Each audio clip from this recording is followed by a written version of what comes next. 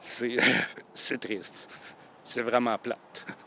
Puis ça fait peur, puis c'est stressant. Dominique Dubé a été sidéré d'apprendre que son fils de 10 ans, Thomas, a été victime d'un acte d'intimidation violent vendredi au pavillon Académie de l'Assomption de l'école primaire L'Envol de La Sarre. La version à mon gars, c'est qu'il est en train de jouer avec son ami aux échecs. C'était pas tout à fait à ça qu'il jouait. Il jouait un petit jeu, je pense qu'il était vulgaire un peu, mais les autres sont arrivés, puis ont commencé à les darder, puis à les achaler directement.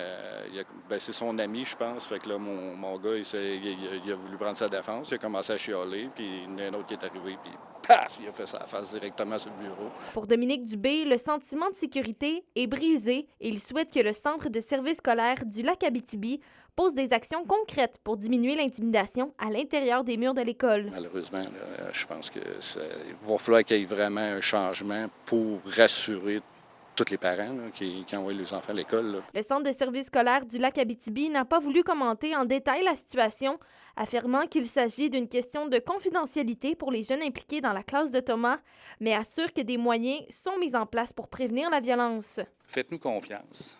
On a du personnel vraiment engagé au niveau du centre de service scolaire, qu'on a à cœur la sécurité de nos jeunes.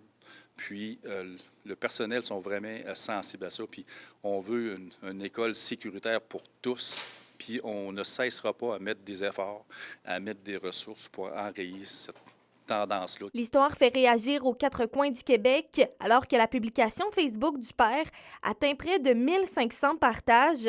Pour Dominique Dubé, ce support démontre qu'il n'est pas le seul parent dans cette situation. Puis, je vois que tout le monde est préoccupé de la situation.